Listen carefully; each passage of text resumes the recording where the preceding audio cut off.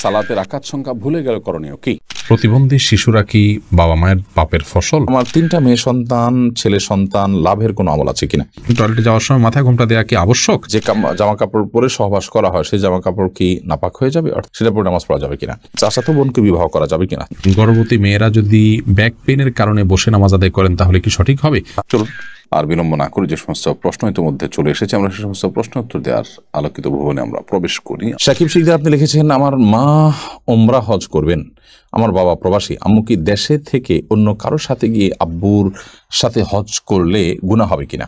আপনার মা ওমরা করবেন আলহামদুলিল্লাহ, আপনার বাবা একজন প্রবাসে আছেন তিনি, কিন্তু আপনার মা যে সফর করে যাবেন সেই সফরে তো তার সাথে কেউ থাকছে না, যার কারণে তার সফরের এই অংশটা গুনাহ হবে। হ্যাঁ, ওমরা করার সময় আপনার বাবা থাকছেন, সাথে থাকছেন, বা ওখানে যে সফরটা আছে সেই সফরে আপনার বাবা থাকছেন, তাহলে সফরের সেই অংশটা গুনাহমুক্ত হচ্ছে, জাস্ট এটুকু। কিন্তু তিনি ঠিকই গুনাহগার হচ্ছেন, এখান থেকে তিনি মাহরাম ছাড়া সফর করছেন। সেজন্য আমরা অনেকে মনে করি যে এখান থেকে মাহরামরা বিমানে তুলে দিলেন, আবার ওখান থেকে মাহরামরা রিসিভ করলেন, এটা জায়েজ হয়ে যাবে না। তাহলে বিমানের মধ্যকার যে সফরটা, এই সময়টাতে তার সাথে মাহরাম থাকছে না, বিধায় এটা গুনাহের কারণ হবে। এমনি কারাম হোসেন আপনি লিখেছেন, নিয়ত না করে রোজা রাখলে রোজা হবে কিনা? না, নিয়ত ছাড়া কোনো আমল আল্লাহর কাছে গ্রহণযোগ্য হবে না। ইন্নামাল আমালু বিন্নিয়াত, বিধায় আপনি সারাদিন না খেয়ে থাকলেন, এবং না খেয়ে থাকাটা হয়তো আপনার গ্যাসের কারণে, অসুস্থতার কারণে, কিংবা কোনো ডায়েট করার জন্য, কিংবা খাদ্যের অভাবের কারণে আপনি না খেয়ে থাকছেন, তো এই না খেয়ে থাকাটাকে আপনি ইবাদত হিসাবে গণ্য করতে পারবেন না, এবং এটা হিসাবে গণ্য হবে না যদি আপনার মধ্যে রোজার নিয়ত না থাকে। হ্যাঁ, আপনি যেটাকে যথাসময় রোজার নিয়ত করেছেন, দুপুরে 10টা পর্যন্ত 9টা পর্যন্ত আপনি খান নাই, এরপরে আপনি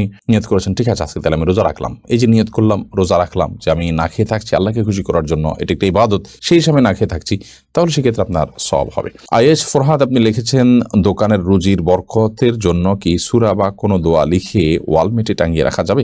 দোকানের রুজি রুটি এবং বরকত লাভের জন্য আপনি আল্লাহ তাআলার কাছে বরকত লাভের যে আমলগুলো আছে, তাকওয়া যদি অবলম্বন করে বান্দা, আল্লাহ বলেছেন লা ফাতাহা আলাইহিম বারাকাতুম মিনাস সামা, আসমান থেকে বরকতের সমস্ত দুয়ারগুলো খুলে দিবেন। অতএব বরকত লাভের জন্য যে আমলগুলো কোরআনে বলা আছে সেগুলো আপনি করবেন, বিসমিল্লাহ বলে শুরু করবেন, তাকওয়ার উপরে প্রতিষ্ঠিত থাকবেন, ইত্যাদি ইত্যাদি এই কাজগুলো করবেন। এছাড়া সূরা টাঙিয়ে দিলে বরকত হবে এমনটি মনে করার কোনো কারণ নেই, বরং এভাবে সূরা টানিয়ে দেওয়ার বিশেষ কোনো লক্ষ্য বা উদ্দেশ্য থাকে না, যেটা কেন টাঙিয়েছে দেখে তো কেউ পড়তে পারে না, অনেক সময় জাস্ট সৌন্দর্যের জন্য। অনেক উলামায়ে কেরাম ওয়ালমেট হিসেবে এইভাবে সৌন্দর্যের জন্য টাঙিয়ে রাখাটাকে নিষেধ করেছেন, যে এটা কোরআনের অমান এবং অসম্মান। কোরআন আসলে আপনার বাসার সৌন্দর্যের জন্য ব্যবহৃত হবে, এটি কোরআনের সাথে যায় না, এটা অনেক উলামায়ে কেরাম বলেছেন, যদিও এর বিপরীত মত আছে। বিধায় বরকত লাভ হবে এর কারণে সে উদ্দেশ্যে এটি করবেন না, বরং আল্লাহর কালাম এটা দেখে আমার মনে হবে আমি তেলাওয়াত করব, ওই আয়াতটা পড়বো, ওখানে শিক্ষাটা নেব, সেই উদ্দেশ্যে আপনি টাঙিয়ে রাখলেন, সেটা হতে পারে। এরপরে মোহাম্মদ রাসেল, হ্যাঁ, এর থেকে আপনি লিখেছেন, পালক মেয়ের সাথে নিজের পেটের ছেলের বিয়ে দেওয়া যাবে কিনা? হ্যাঁ, দেওয়া যাবে, যেহেতু পালক মেয়ে সে আপনার আসল মেয়ে না,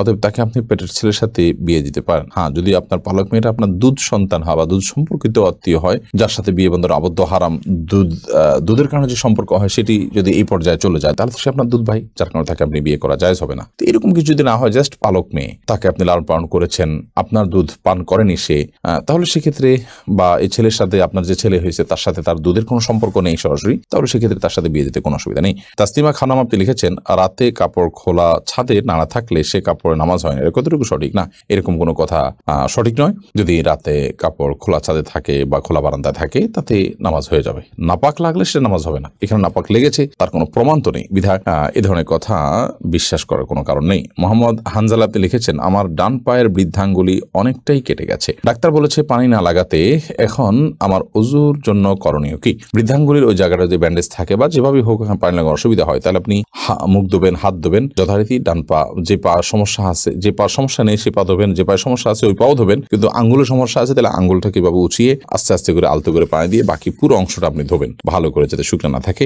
যে আঙ্গুলটা ধোয়া নিছে ওটার উপর ভিজা হাতকে দিয়ে হালকা আলতো করে মুছে নিলেন, বাস, তাতেই আপনার ওযু হয়ে যাবে ইনশাআল্লাহ তাআলা। গাউসিয়া জামে মসজিদ এটি থেকে আপনি লিখেছেন, রাস্তার দুপাশে দুই সমাজের দুই মসজিদ থাকতে পারবে কিনা? রাস্তার দুই পাশে দুই সমাজের দুই মসজিদ থাকতে পারবে কিনা, মাঝখানে 20 ফুট দূরত্ব, এটা খুবই গর্হিত কাজ। আল্লাহর ঘরকে আমরা এভাবে নিজেদের ঝগড়াঝাটির আপনার অস্ত্র বা মাধ্যম বানানো, এটা উচিত নয়। আপনি দুইটা সমাজের বা দুইটা গোত্রের বা দুইটা বংশের মানুষ, দুইটা বাড়ির মানুষ নিজের মধ্যে গন্ডগোল ফাসাদ করে তাদের আলাদা আলাদা ঘর বাড়ি নির্মাণ করবেন আপনারা, সেটা আল্লাহর ঘরের প্রতি অসম্মান। বরং কোন জায়গায় আগে থেকে মসজিদ আছে সেই মসজিদে আমরা সালাত আদায় করব, তাতে ওই মসজিদ কর্তৃপক্ষ যারা পরিচালনা করছেন বা যাদের বাড়ির সামনে মসজিদ তাদের সাথে শতমত পার্থক্য থাকুক, তারপরেও সালাত আদায় করব, এবং তারাও এখানকার সকল সালাত আদায়কারীকে অ্যাপ্রিসিয়েট ট্রিট করবে, শ্রদ্ধা প্রদর্শন করবে আল্লাহর ঘরের মেহমানদেরকে, তাদের সাথে কোনো প্রকার খারাপ আচরণ করবে না। এটি উভয় পক্ষেরই কর্তব্যের অংশ। আমরা এইভাবে যদি বিভাজন করতে থাকি আল্লাহর ঘর দিয়ে, সেটা অবশ্যই প্রশংসনীয় কিছু নয়। এক্ষেত্রে পুরাতন মসজিদারা যদি অসহায়তা করে তাদের যেমন গুনাহ হবে, নতুন মসজিদারা আলাদা করে আপনার মসজিদ নির্মাণ করে সমাজের লোকদেরকে বিভক্ত করছেন সেটিও গুনাহ হবে এবং দৃষ্টিকটু হবে, এটি আল্লাহর ঘরের অসম্মান হবে। মোহাম্মদ আহসানুল্লাহ আপনি লিখেছেন, ব্যাংক লোনের গ্যারান্টার হওয়ার ইসলামিক হুকুম কি? যদি লোনটা সুদ ভিত্তিক না হয় তাহলে সেক্ষেত্রে গ্যারান্টার হতে কোনো অসুবিধা নেই, আর সুদী লোনের গ্যারান্টার যদি হয় তাহলে সেক্ষেত্রে অবশ্যই গুনাহ হবে, কারণ সেখানে অন্যায় আপনি সহযোগিতা করছেন। এমনি সেলিম রেজা কাজল আপনি লিখেছেন, যে জামা কাপড় পরে সহবাস করা হয় সেই জামা কাপড় কি নাপাক হয়ে যাবে, অর্থাৎ যেটা পরে সেটা পরে নামাজ পড়া যাবে কিনা? যা কাপড় চোপড় পরে সহবাস করলেই সেটা নাপাক হয়ে যাবে না। যদি সেখানে নাপাক লাগে তাহলে সেক্ষেত্রে সেটা নাপাক হবে, আর যদি নাপাক না লাগে তাহলে সেটা নাপাক হবে না। অতএব এটি নির্ভর করবে যে নাপাকটা লেগেছে কি লাগেনি তার উপরে। এমনি সবুজ আপনি লিখেছেন, কি আমল করলে দিনদার বিবি আল্লাহ তাআলা মিলিয়ে দিবেন, দয়া করে আমলটির কথা জানাবেন। নেককার স্ত্রী পাওয়ার জন্য নিজে নেককার হওয়ার চেষ্টা করবেন, নেককার মানুষদের সাথে উঠা বসা করবেন, সেরকম চেইন মেনটেন করবেন যারা নেককার, তাহলে তাদের মাধ্যমে আপনি নেককার স্ত্রীর সন্ধান পাবেন। সেই সাথে সূরা ফুরকানের ৭৪ নম্বর আয়াতে যে দোয়া আছে সেটি পাঠ করবেন, নিজের জীবন সঙ্গী যেন নেককার হয়। রব্বানা হাব লানা মিন আজওয়াজিনা ওয়া যুররিয়াতিনা কুররাতা আয়ুন। মোহাম্মদ শহীদুল এখন আপনি লিখেছেন, জুমার নামাজ আদায় করতে গেলে আগে যাওয়ার কারণে বসে থাকতে হয়, মাঝে মাঝে চোখ লেগে আসে, মানুষ বেশি হওয়ায় উঠতে পারে না, এর কারণ কি?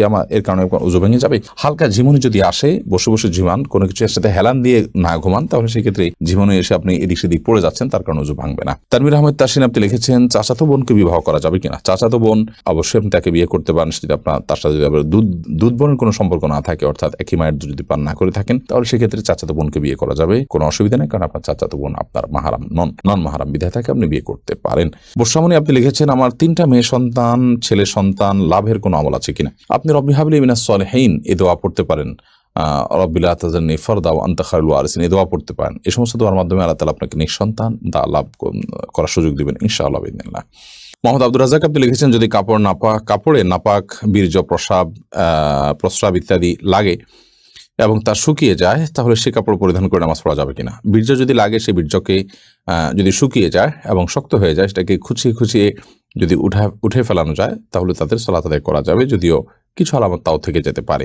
তারপর সেখানে সালাত আদায় করা যেতে পারে। বীর্য পবিত্র করার জন্য পানিতে পবিত্র করাই যাবে, আর এর বাইরে এরকম খুঁচিয়ে তুলে ফেলা এটাও বীর্য পবিত্র করার একটা পদ্ধতি। আর প্রস্রাব এবং এই জাতীয় নাপাক যেগুলো লাগে, যেগুলো খুঁচিয়ে ওঠার মতো নয়, সেগুলো লাগার পর ওই কাপড়কে ধুইতে হবে, ধোয়ার পর সেটি পাক হবে, যে জায়গা লেগেছে সেই জায়গাটুকু ধুলেই ইনশাআল্লাহ বিদিনাল্লাহ পাক হয়ে যাবে, অর্থাৎ নাপাকটা দূর করতে হবে। এরপরে প্রশ্ন করেছেন আনিসা মুস্কান, আপনি লিখেছেন, সালাতে রাকাত সংখ্যা ভুলে গেলে করণীয় কি? সালাতে যদি আপনি রাকাত সংখ্যা ভুলে যান, তাহলে সেক্ষেত্রে আপনার করণীয় হবে যে দেখতে হবে যে আপনার কোনো একটা দিকে মন বেশি টানে গিয়া। ধরুন আপনি দ্বিতীয় নাকি তৃতীয় রাকাতের মধ্যে আছেন, অথবা তৃতীয় নাকি চতুর্থ রাকাতের মধ্যে আছেন, এটা নিয়ে আপনার ডাউট হচ্ছে, তাহলে মন কোন দিকে বেশি আপনার টানে? যদি মনে হয় যে না 2 এবং 3-এর মধ্যে সন্দেহ হলে আমার মনে হচ্ছে এটা 3 নম্বর রাকাতই, এটার দিকেই যদি মনের টানটা প্রবল থাকে, তাহলে 3 ধরেই আপনি নামাজ পড়বেন এবং শেষে সেজদা সাহু দিয়ে নেবেন। বিশেষ করে যদি এটা আপনার জীবন ফার্স্ট টাইম হয়ে থাকে, শুরুতে হয়ে থাকে, আর যদি এরকম প্রায় হয় কিন্তু আপনি এখন অলমোস্ট বেশিরভাগই শিওর যে আপনার 3 রাকাত, অথবা বেশিরভাগই মনে হচ্ছে না 2 রাকাতই, 3-এর ব্যাপারে ডাউটটা হচ্ছে খুব হালকা, তাহলে এটাকে পাত্তা না দিয়ে আপনি কমটাই ধরে নেবেন, অর্থাৎ যেদিকে মন বেশিরভাগ টানে সেটাকে চূড়ান্ত ধরে আপনি নামাজ পড়ে নেবেন। আর যদি আপনি মাঝামাঝি দাঁড়িয়ে থাকেন, কোনো একদিকে আপনার ঝোঁকটা বেশি বা কম না হয়, তাহলে সেক্ষেত্রে আপনি কমটা ধরে নামাজ শেষ করবেন। এর সম্পর্কে নবী করিম সাল্লাল্লাহু আলাইহি ওয়াসাল্লাম পরিষ্কার একটি হাদিসে রয়েছে যে রাকাত সংখ্যা নিয়ে যখন ডাউট তৈরি হবে, সেটাকে কম ধরে তারপর নামাজ শেষ করা। তাহলে এটা হবে তখন যখন আমরা কোনো প্রকার ডিসিশনে যাওয়ার মতো কোনো একদিকে বেশি ঝোঁক মনের সেটা হবে না, তখন ঠিক মাঝামাঝি যখন ঠায় দাঁড়িয়ে থাকবো, তখন এই পরিস্থিতিটা হবে, অর্থাৎ তখন আমরা এটা চাইলে করতে পারবো। এই জায়গা থেকে আমরা বলবো যে সালাতের রাকাত সংখ্যা ভুল হলে দেখতে হবে যে কোনো একদিকে টান আছে কিনা। যদি টান থাকে তাহলে সেটাকে চূড়ান্ত ধরে নামাজ পড়ে শেষ করবেন। আর যদি মনে হয় যে টান নাই, মাঝামাঝি আছেন, কোনো দিকে আপনার সিদ্ধান্ত যাচ্ছে না, 50-50 আছেন, তাহলে সেক্ষেত্রে আপনি কমটা ধরে, অর্থাৎ 2 এবং 3 নিয়ে ডাউট হলে 2 ধরবেন, 3 এবং 4 নিয়ে ডাউট হলে 3 ধরবেন, ধরে নামাজ পড়বেন এবং শেষে সেজদা সহ যথানিময় দিয়ে দিবেন। এমনি আরিফুল ইসলাম জানিয়েছেন মৃত ব্যক্তির জন্য দোয়া করার সুন্নাহ পদ্ধতি কি? মৃত ব্যক্তির জন্য আল্লাহ তাআলার কাছে সাধারণভাবে দোয়া করবেন, আল্লাহ আপনি তাকে মাফ করুন, ক্ষমা করুন, ইস্তেগফার করবেন, কায়মন বাক্যে আল্লাহর কাছে তার পক্ষ হয়ে সুপারিশ করবেন, ক্ষমা চাইবেন। এসএইচ রুবেল, এছাড়া বিশেষ কোনো পদ্ধতি নেই, একত্র হতে হবে, লোকজন জড়ো করতে হবে, হুজুরদেরকে নিয়ে আসতে হবে, এমন কোনো কথা কোন হাদিসে আমাদেরকে বলা হয়নি।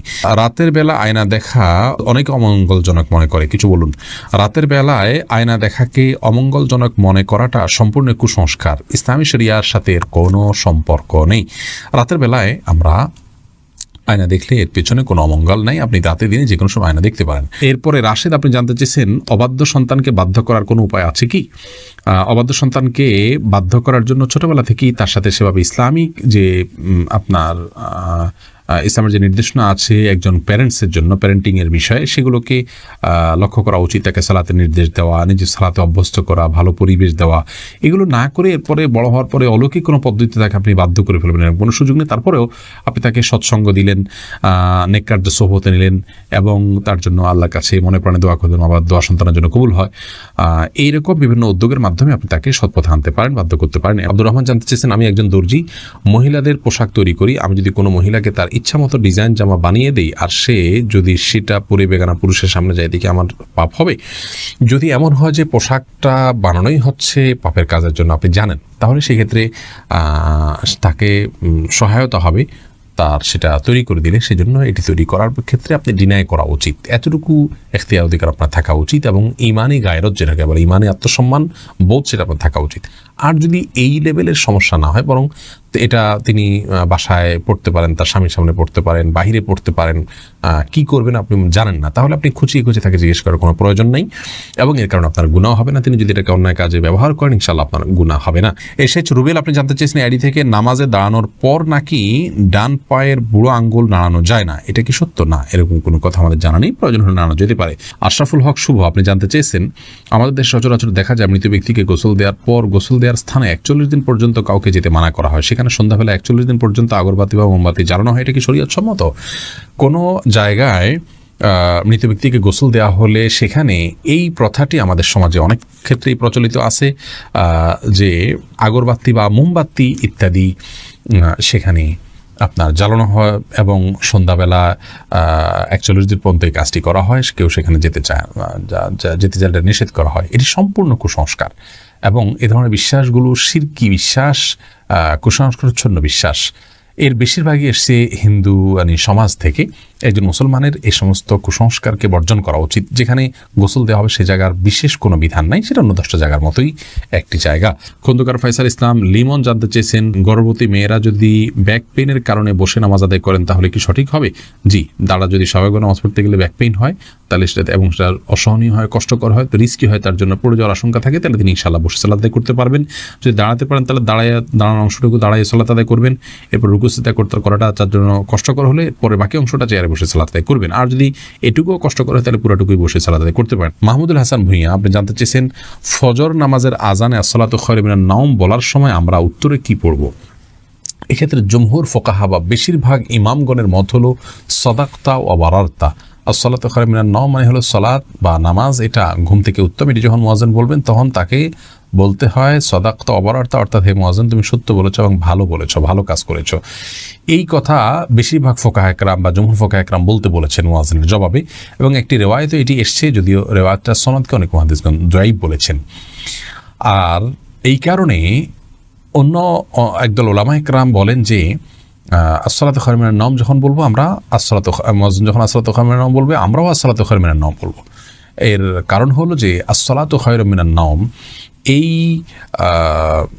বাক্যটি মুয়াজ্জিনের বাক্য, আর এক্ষেত্রে নবী আলাইহিস সালামের সাধারণ যে নির্দেশনা বুখারী মুসলিমে আসছে যে ফাকুলু মিসলা মা ইয়াকুল ইযা সামি'তুমুন নিদা, যখন তোমরা মুয়াজ্জিনের আযান শুনবে ফাকুলু মিসলা মা ইয়াকুল মুয়াজ্জিন, তখন মুয়াজ্জিন যা বলবে হুবহু তোমরা তা বলো। শুধুমাত্র হাইয়া আলাস সালাহ হাইয়া আল ফালাহর মধ্যে নবী আলাইহিস সালাম ওই হাদিসে লা হাওলা ওয়া কুওয়াতা ইল্লা বিল্লাহ বলতে বলেছেন। অতএব দুইটা বাদে বাকি সবগুলোতেই ওই হাদিসের সাধারণ যে নির্দেশনা সেটা অনুযায়ী আসসালাতু খায়রুম মিনান নাওম শুনলে আসসালাতু খায়রুম মিনান নাওম অর্থাৎ হুবহু এটা অনুকরণ করার নির্দেশনা দিয়ে থাকেন। আরিহা ইসলাম জানতে চেয়েছেন, নামাজের সূরার সিরিয়াল রক্ষা করা কি জরুরি? নামাজের সূরার সিরিয়াল রক্ষা করা ফরজ বা ওয়াজিব নয়, তবে সূরার সিরিয়াল রক্ষা করতে পারলে সেটা ভালো। রক্ষা না করে কেউ যদি উল্টা পড়েন, অর্থাৎ প্রথম রাকাতে কথার কথা আলাম তারা পড়লেন, পরের রাকাতে তিনি ওয়াইউল্লাহ পড়লেন, উপরের দিকে গেলেন, তো এটাকে মাকরুহ বলেছেন অনেক ফুকাহা একরাম।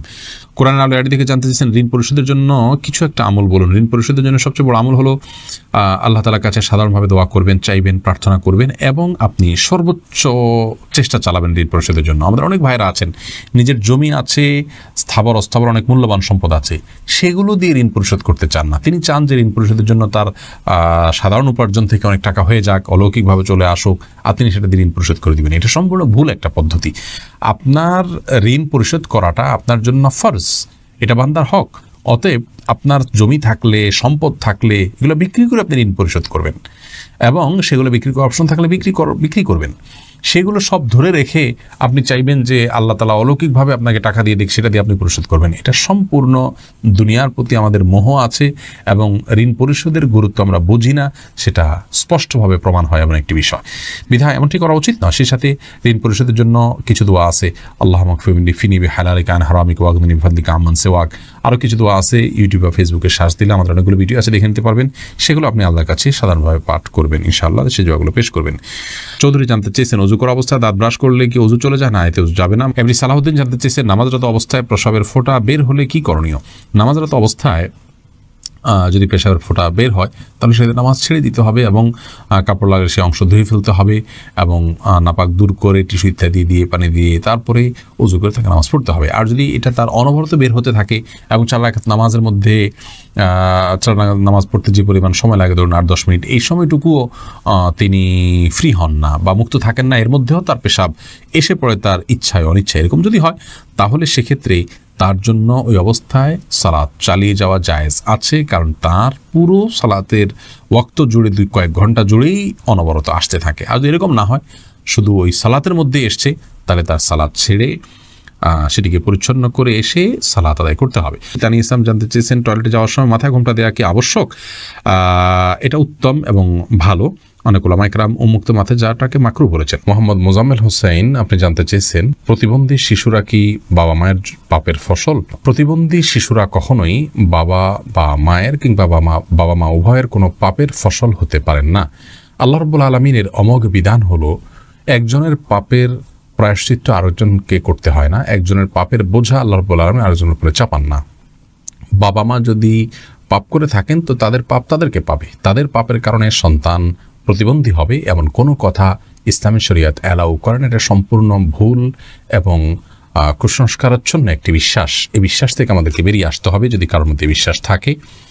বরং প্রতিবন্ধী শিশু, এই শিশু আল্লাহ তাআলার পক্ষ থেকে মা বাবার জন্য অনেক বড় পরীক্ষার বিষয়। তারা যদি এটিকে সবরের সাথে, ধৈর্যের সাথে প্রতিপালন করেন তাহলে ইনশাআল্লাহ বেদিন আল্লাহর কাছে তারা মহা পুরস্কার পাবেন। এ বিষয়ে আমরা মুসনাদ আহমদের একটি হাদিস পাই, তিরমিজির একটি হাদিস পাই। নবী সাল্লাল্লাহু আলাইহি ওয়াসাল্লাম বলেছেন যে একজন ইমানদারের নিজের প্রতি আল্লাহ তাআলা তাকে পরীক্ষা ফেলেন, তার মধ্যে বিপদ দেন তার শরীরের মধ্যে, অর্থাৎ রোগবালাই দিয়ে। আবার কখনো তার সন্তানকে দিয়ে তাকে আল্লাহ তাআলা পরীক্ষা করেন। আবার কখনো সম্পদের মধ্যে কোনো প্রকার ক্ষয়ক্ষতি দিয়ে আল্লাহ তাআলা পরীক্ষা করেন। হাদিস থেকে বোঝা যায় যে সন্তানের মধ্যে কোনো প্রকার ক্ষয়ক্ষতি হওয়া, সন্তান বিকলাঙ্গ হওয়া কিংবা প্রতিবন্ধী হওয়া, এগুলো সবগুলো আল্লাহ তাআলার পক্ষ থেকে পরীক্ষা। আর এই পরীক্ষা যদি কেউ সবর করতে পারেন এবং আল্লাহ তাআলার এই পরীক্ষায় উত্তীর্ণ হওয়ার চেষ্টা করেন, আল্লাহর সিদ্ধান্তকে মেনে নেন এবং এই কষ্টকে সহ্য করেন আল্লাহ তাআলার ফয়সালার প্রতি সন্তুষ্টির কারণে, তাহলে আল্লাহ রাব্বুল আলামিনের সাথে এই ব্যক্তি সাক্ষাৎ করবে কিয়ামতের ময়দানে এমত অবস্থায় যে তার কোনো গুনাহ থাকবে না। হাদিসটি তিরমিজিতে বর্ণিত হয়েছে।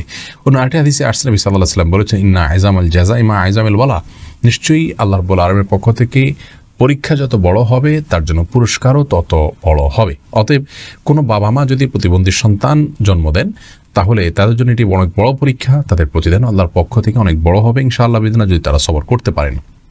মুসনাদ আহমদের এক বর্ণনায় এসছে যে নবী সাল্লাল্লাহু আলাইহি ওয়াসাল্লাম বলেছেন কোনো ব্যক্তি যখন অসুস্থ হয়, রুগ্ন হয় বা তার শরীরে কোনো ত্রুটি থাকে, কোনো প্রকার প্রতিবন্ধকতা থাকে, তখন আল্লাহ রাব্বুল আলামিন ফেরেশতাদেরকে বলেন যে আমার বান্দা যতটুকু আমল করতে পারে এই তার প্রতিবন্ধকতা নিয়ে সেটুকু তোমরা লিপিবদ্ধ করো তার জন্য। এরপরে তাকে যদি আমি সুস্থতা দিয়ে দেই তাহলে তো যেটুকু তার অসুস্থতা ছিল, প্রতিবন্ধকতা ছিল, সেগুলো থেকে এটি কাফারা হয়ে গেল এই কষ্ট সহ্য করার কারণে। তার কোনো গুনাহ, ভুল, ত্রুটি, বিচ্যুতি ইত্যাদি থাকলে সেগুলো আল্লাহ কাফারা দিয়ে দিবেন। আর যদি সেই ব্যক্তি অবস্থায় মৃত্যুবরণ করে, তবু আল্লাহ তাআলা তার প্রতি অনুগ্রহ করবেন, রহমত করবেন এবং তাকে মাগফিরাত নসিব করবেন। অতএব বিকলাঙ্গ হওয়া এটা কোনো দোষের বিষয় নয়। আর সন্তান বিকলাঙ্গ হলে সেটা বাবা মার পাপের ফসল, এই কথাটি মূর্খতা সুলভ কথা। এর সাথে কোরআন হাদিসের কোনো সম্পর্ক